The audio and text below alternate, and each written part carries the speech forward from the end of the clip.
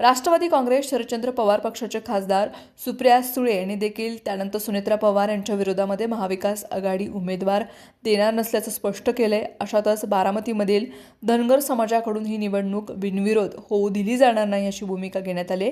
यावर राष्ट्रवादी काँग्रेस शरदचंद्र पवार पक्षाचे नेते युगेंद्र पवार यांनी आपली भूमिका मांडली। बारामतीमधील मेडिकल कॉलेजला अजित पवारांचं नाव देण्याच्या मागणीला धनगर समाजाकडून विरोध केला जातोय, त्यामुळे ही निवडणूक बिनविरोध होऊ दिली जाणार नाही अशी भूमिका समाजाकडून घेण्यात आली। ओबीसी आंदोलन गाजवणारे लक्ष्मण हाके यांना या ठिकाणाहून मैदानामध्ये उतरवण्याची तयारी देखील असल्याची चर्चा सुरू आहे। बारामती पोटनिवडणुकीबाबत बोलताना युगेंद्र पवार म्हणाले, खासदार सुप्रिया सुळे यांनी पक्षाची भूमिका स्पष्ट केली असून महाविकास आघाडीतर्फे बारामतीमध्ये कोणताही उमेदवार हा दिला जाणार नाही आणि ही निवडणूक बिनविरोध होईल यासाठी आम्ही प्रयत्न करणार आहे। बारामतीकरांची देखील ही निवडणूक बिनविरोध व्हावी अशी इच्छा आहे। त्या दृष्टिकोनातून आम्ही सुनेत्रा पवार यांना साथ देऊन त्यांच्या माध्यमामधून बारामतीचे प्रश्न सोडवण्याचा प्रयत्न करणार आहे।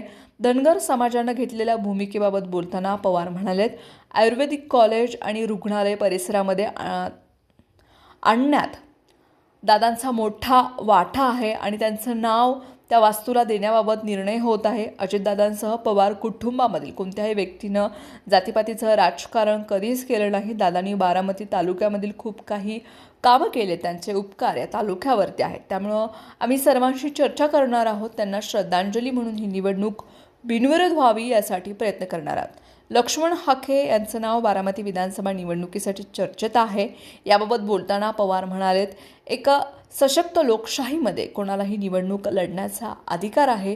कुणीही कोठेही जाऊन निवडणूक लढू शकतं, त्यामुळे त्यांची इच्छा असेल तर ही निवडणूक लढू शकतात असंही युगेंद्र पवार म्हणालेत। सगळ्यांनी मिळून बिनविरोध करावी आणि हीच खरी त्यांच्यासाठी बारामतीकरांकडून एक छोटीशी श्रद्धांजली असेल असा एक विचार त्यांच्या समोर मांडण्याचा एक प्रयत्न करणारे, त्यांना कन्व्हिन्स करण्याचा एक प्रयत्न करणारे आणि काकींसाठी ही निवडणूक बिनविरोध जावी ह्याचा प्रयत्न आम्ही सगळे मिळून एकत्र